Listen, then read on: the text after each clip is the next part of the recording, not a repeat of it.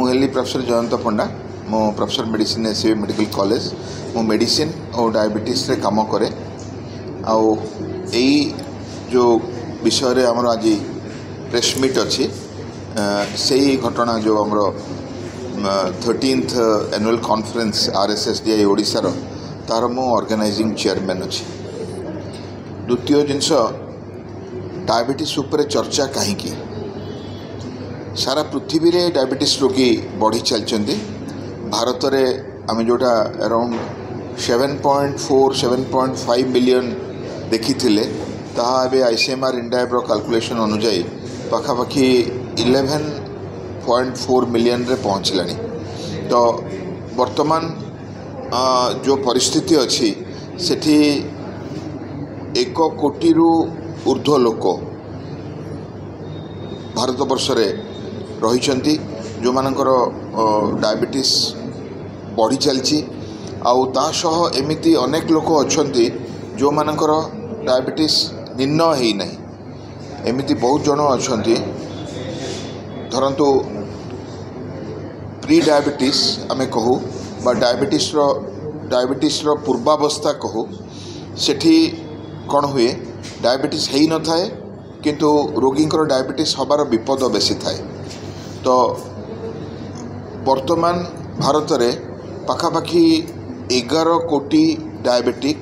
और पाखापाखि 15 कोटी pre diabetic patient अच्छी। जदि उच्च रक्तचाप कथा कहे तार रोगी संख्या पाखापाखि 35 कोटी।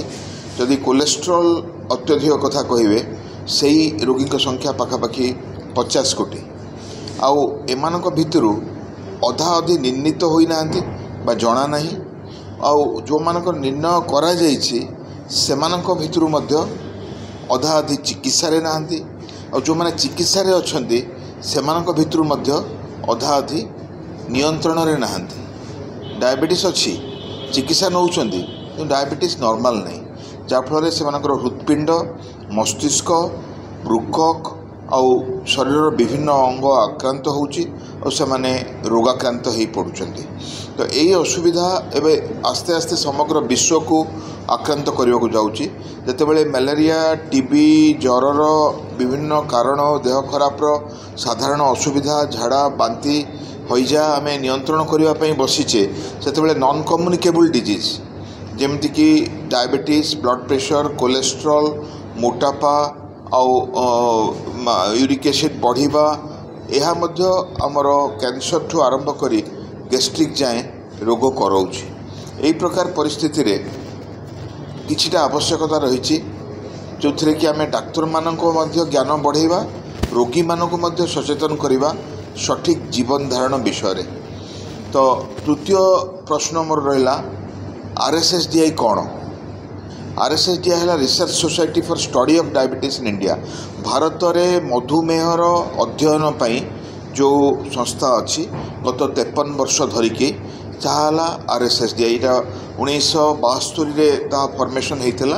आउे से निरंतर काम कर चलती जे डायबिटीज रो कारण और तार निराकरण उपरे आउ तार अनेक स्टेट चैप्टर अच्छा डायबिटीज रिसर्च संस्थार अनेक स्टेट चैप्टर अच्छा ओडिशा रे गोटे स्टेट चैप्टर अच्छी जहाँकि पाखापाखि गत 13 वर्ष है काम कर आमर 13th एनुअल कॉन्फ्रेंस ए विषय तापर रहिला एई कॉन्फ्रेंस रो सबू कार्यक्रम कौन रही आपण मैंने सब शुणिले आमर साइंटिफिक चेयर आमर ऑर्गेनाइजिंग सेक्रेटरी समस्त कटू एठी आमर पाखापाखि 200 जन फैकल्टी आसुछंती जोठु कि अधिकांश देश बाहर आउ पाखापाखि 1000 जन डेलीगेट्स आसुछंती ओडिशार विभिन्न स्थानरू ए कॉन्फ्रेंस अटेंड करबा पई। आउ एठी डायबिटीज रो विभिन्न दिग डायबिटीज भल हेबो केमती डायबिटीज को नियंत्रण रखिबे केमती heart kidney brain peripheral arterial disease जहाँ जहाँ डायबिटीज कॉम्प्लिकेशन जमती कि गर्भावस्था डायबिटीज ताकू नियंत्रण करेंगे केमती सबू विषय रे एक्सपर्ट्स कथा हेबे आउ जो मैंने रजिस्ट्रेशन करचंती से माने वर्कशॉप्स आउ विभिन्न सेशन रू से शिखिबे एक्सपर्ट साथ इंटरेक्ट करेंगे और डायबिटीज चिकित्सार मान बढ़े आउ ऑनरेबल गवर्नर आम Haribabu his excellency Haribabu sir Kambhampati sir सी आमर ये कॉन्फ्रेंस को इनागुरेट करेंगे सी गोटे RROP प्रोग्राम भी इनागुरेट करेंगे जोटा कि RSSDI रूरल आउटरीच प्रोग्राम सेठी आमे किछि विलेज एडप्ट करी किछि गाँव को जाई से गाँव लोक मानकर टेस्ट करी विपद को निर्णय करी तांको चिकित्सा करिवो तेरा RSSDI रो गोटे कार्यक्रम जमती टाइप 1 डायबिटीज रे फ्री इन्सुलिन दबा सेटा गोटे कार्यक्रम सेमती ये जो RROP रे आमे लोकों को स्क्रीन करी प्रॉब्लम डिटेक्ट करी ट्रीटमेंट करिवा ताहा मध्य आमर गोटे कार्यक्रम आ ता सह जीवनव्यापी साधना पई आमर ऑनरेबल गवर्नर कंबमपाटी हरिबाबू सर आम प्रोफेसर सिद्धार्थ दास को सम्मानित करेंगे जे कि आम SCB मेडिकल कॉलेज रो डीन थिले मेडिसिन रो HOD थिले और आमर ये ऑर्गेनाइजेशन रो पास्ट चेयरमैन थिले और वर्तमान नेशनल लेवल रे से RSSDI ऑर्गेनाइजेशन रो पेट्रन अच्छी डायबिटीज साधारणतः पतला डायबिटीज रोगी उपरे ताकर जो अध्ययन ता विश्वव्यापी विख्यात है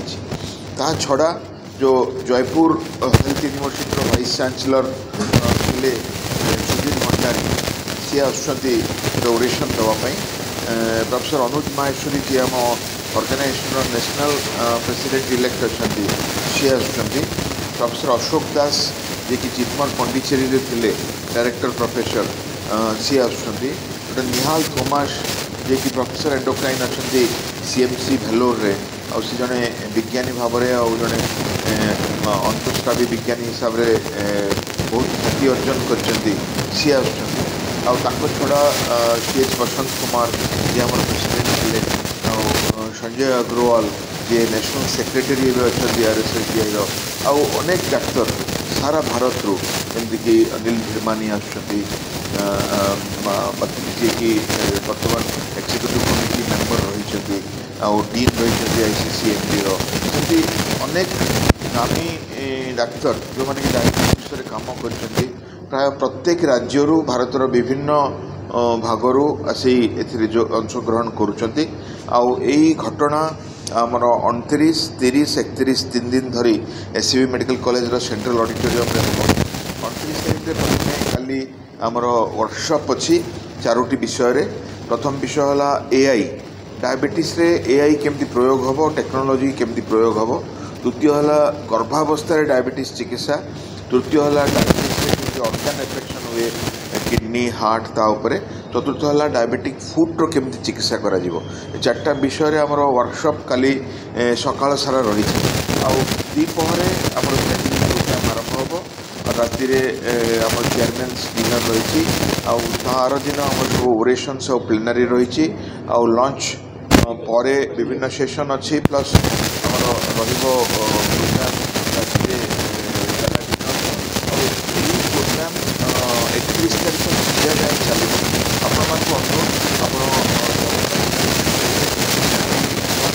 11:30 ରୁ 12:30 ताहा निश्चित भाव में कवर करेंगे द्वितीय आमर एवार्ड सेशन काली संध्या बेले 6टा ରୁ 7टा विभिन्न व्यक्ति को पुरस्कार दिज्व से निश्चय भाव में कवर करेंगे आमर ओरेशन्स और प्लेनरी 30 तारीख दिन प्री लंच जो पैट्रन एड्रेस अच्छी ओरेशन्स अच्छी ताहा निश्चित भाव में कवर करेंगे आप कॉन्फ्रेंस आसिकी कॉन्फ्रेंस एग्जिबिशन साइंटिफिक प्रोग्राम आउ केमती डाक्तर माने इंटराक्ट कर तार मध्य बाइट्स नेबे साइंटिफिक डायबिटीज विभिन्न दिग जमीक आप थीम देखुं आमर थीम रही जे पतला लोक ठू मोटा लोक जाए बटिका ठू इन्सुलिन जाए आ चिकित्सा ठू क्योर जाए care to cure insulin to pill lean to obese यही डायबिटीज को केमती चिकित्सा करा नहीं विभिन्न प्रकार विषय रखा जो एक्सपर्ट माने भाषण रखिए आउ इंटरेक्शन इनागुराल सेशन आमर 31 अच्छी लास्ट डे से किंतु आमर संध्या जाए प्रोग्राम अच्छी संध्यारे वैलिडिटी हम सेटा आमर हिज एक्सेलेंसी गवर्नर फिक्स कर कहीं आम 30 आमर नेशनल स्पीकर ओम बिरला सी आसुँच ओडिशा जहाँ साथ प्रोग्राम अच्छी से 31 तारीख आम पाक